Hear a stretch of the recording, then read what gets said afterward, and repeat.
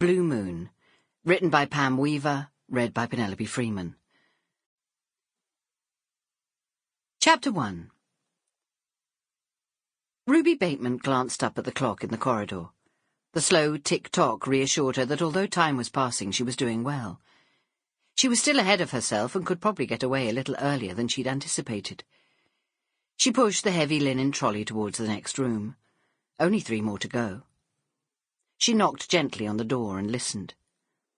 At the other end of the corridor, Winifred Moore, the florist, looked up and waved shyly. A homely woman, she was working with a large vase of unruly gladioli on the table at the top of the stairs. Her Sussex trug full of beautiful blooms at her feet on one side, with a galvanized bucket with the dead blooms on the other side. Ruby returned her smile and knocked again. As chambermaid at the prestigious Warnes Hotel on Worthing seafront, Ruby had to follow the strict protocol that Mrs. Fosdyke, the housekeeper, had drummed into her from the moment she'd arrived. She and Edith Parsons were responsible for the whole of this floor. Edith worked in rooms 20 to 29, while Ruby cleaned rooms 30 to 40. They were supposed to work quietly and quickly, and as far as possible to be so unobtrusive as to be invisible. Because of that, they must never go into the rooms if the guests were still there. "You are servants of the hotel," Mrs. Fosdyke told them on the day they'd arrived, "and as such you must always be polite to the guests, but never treat them in a familiar manner. Remember that the guests who stay at Warnes are a better class of people." If by any chance a guest returned to the room before they'd finished cleaning, Mrs. Fosdyke went on to say that they should extradite themselves discreetly and come back later. They were on no account allowed to speak unless they were spoken to, and must certainly never indulge in friendly conversation. That might have been the rule, of course, but Ruby didn't always stick to it. At 17, she was an attractive girl with short dark hair and large brown eyes. She'd been born and brought up in Worthing, a town that, although often overshadowed by its larger and flashier neighbour Brighton, had a secret charm all of its own. She lived only a short walk from the hotel with her mother and father, her younger sister May, and her older brother Percy. Family life was not always easy. Her father and brother were fishermen, and there was always a risk where the sea was concerned, but Ruby loved where she lived. Even though it was by the seaside, Worthing remained rustic and unspoiled.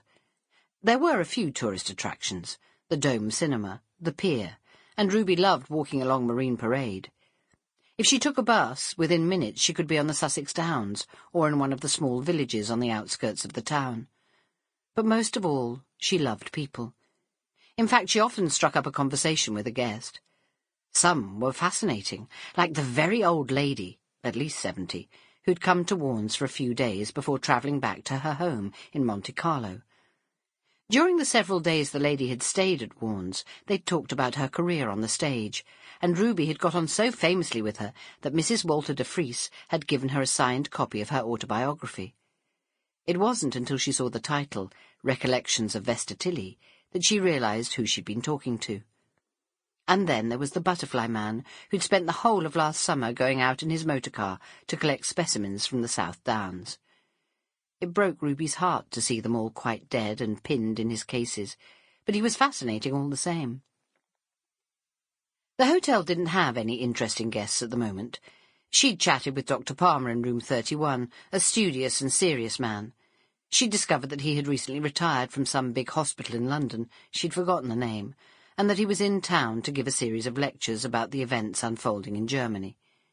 She'd wanted to ask him what he thought about Herr Hitler, but then she'd heard Mrs. Fosdyke in the corridor and had made her excuses to leave the room before she got caught. Ruby knocked on the door of number 38 for a second time, and when there was no answer she went in. The room was tidier than most, but the bed was unmade. She picked up a discarded bath towel and threw it by the door, ready to push it into the laundry bag on the end of her trolley when she left the room. She moved around quickly and quietly, working methodically so that she didn't miss anything. She made up the bed with clean linen. At Warnes, being a more upmarket hotel, every bed was changed daily. Stuffing the soiled bedclothes and the towel into the laundry sack, Ruby reached for the bathroom cleaner. The guests at the other end of the corridor shared a bathroom, but here, in the rooms with the sea view, they had their own. She rubbed gumption. Sample complete. Ready to continue?